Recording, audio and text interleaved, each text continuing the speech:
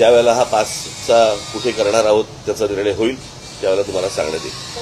काल तुम्ही या सगळ्या विषयासंदर्भात जी भूमिका घेतली मनसे कार्यकर्त्यांनी जे आंदोलन उभवलं कारण त्या सरकारला नमते भूमीमध्ये कुठेतरी हा हिंदी सक्तीचा जो बिआर आहे तो रद्द करावा लागला. हे मागे बंद करायला सांगते काय कामं चालू आहेत. या सगळ्या संदर्भात काल मुख्यमंत्री असतील उपमुख्यमंत्री असतील त्यांनी पत्रकार परिषद घेतली योजनेचं रद्द केलेलं मात्र त्यांनी तुम्हाला एक प्रतिप्रश्न विचारणार की राज ठाकरेंनी उद्धव ठाकरेंचा पहिला हिंदी भाषेच्या संदर्भातला प्रश्न विचारावा कारण त्यांच्या कार्यकाळामध्ये तो अहवाल आला होता आणि त्यांच्या मुख्यमंत्री पदाच्या काळामध्ये तो नाही बघा, मी तुम्हाला एक गोष्ट सांगतो. महाराष्ट्राच्या बाबतीत उद्या मराठी माणसाच्या विरोधात, मराठी भाषेच्या विरोधात उद्या कोणी जरी असेल तरी माझा त्याला विरोध असेल. कळलं का? आणि उद्या जर समजा उद्धव ठाकरेंच्या काळामध्ये मला आत्ता मी तेव्हा हा प्रश्न विचारला यांना, परंतु तो कुठचं उच्च शिक्षण प्राथमिक शिक्षण आणि काय उच्च शिक्षण याच्यामधला तो शालेय काहीतरी असेल तो त्याच्यानंतरचा तो विषय आहे असं माझ्या आता कानावरती आलं. मला अजून त्याच्या डिटेल्स मला मिळालेले नाही आहेत. कोणतरी ठाण्याचा कोणतरी माणसाने त्याच्यावरती सही केली आहे त्या सगळ्या विषयावरती.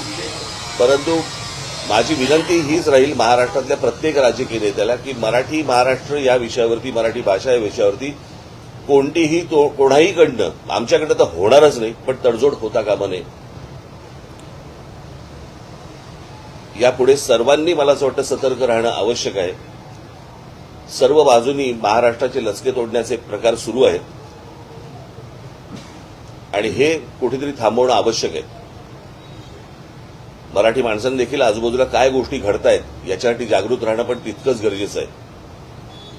आणि मला असं वाटतं 5 तारखेचा मेळावा ज्यावेळेला होईल त्यावेळेला 5 तारखेच्या मेळाव्यामध्ये मी बाकीच्या सगळ्या सविस्तर गोष्टी मी बोलीन. प्रश्न असा होता की काल काही ठिकाणी जिल्ह्याची होळी झाली, आंदोलन झालं, त्यावेळी दोन्ही पक्षाचे कार्यकर्ते त्यामध्ये सहभागी झालेलं चित्र पाहायला मिळालं की त्या हिंदी सक्तीचा जी रद्द झाला तर त्यावरून चर्चा सुरू की दोन्ही ठाकरे बंधू एकत्र येऊ नये, त्या अनुषंगे ताकद नावाने उभी राहू नये किंवा दिसू नये म्हणून हा सरकारने ताकदीचा निर्णय. प्रश्न असा आहे ना, मी परत तुम्हाला तेच सांगतो ना, तुम्ही त्या मोर्चालाही पक्षीय लेबल लावू नका आणि उद्या विजयी मेळावा झाला तरी त्याला पक्षीय लेबल लावू नका.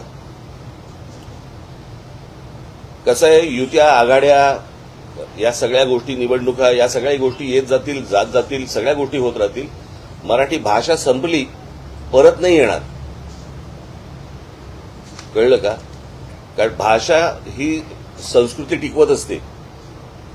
उद्या ती जर मुळाशी गेली ना तर या युत्या आघाड्यांना काय अर्थ आहे?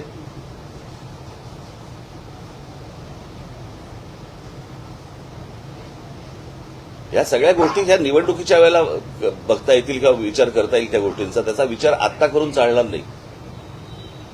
आत्ता मला असं वाटतं की या सगळ्या गोष्टींकडे तुम्ही एक संकट म्हणूनच पाहावं, त्याला राजकीय लेबल लावू नयेत. कळलं का? आणि उद्या त्या प्रकारचा काय मेळावा काय घ्यायचा असेल तर कसं होतंय, काय होतंय हे मी आपल्याला कळवेन.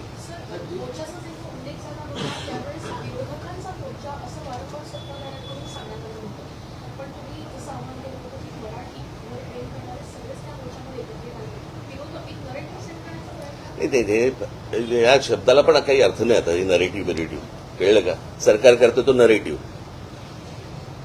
मी पहिल्यांदा जाहीर केलं होतं ना ही गोष्ट की त्याचा पक्षाशी कुठचा संबंध लावू नका. कोणताही झेंडा नसेल, मराठी हा अजेंडा असेल, हे मी सांगितलं होतं ना माझ्या इंटरव्ह्यूमध्ये का त्या पत्रकार परिषदेमध्ये. त्याच्यात काय आता नरेटिव्ह आम्ही सेट करायचा का त्यांनी? राज्य सरकारमधल्या देखील अनेक मंत्री, आमदारांनी देखील या गोष्टीला विरोध केला. मला असं वाटतं अजित पवारांनी देखील या गोष्टीला विरोध केला. ही गोष्ट आपण लक्षात घेतली.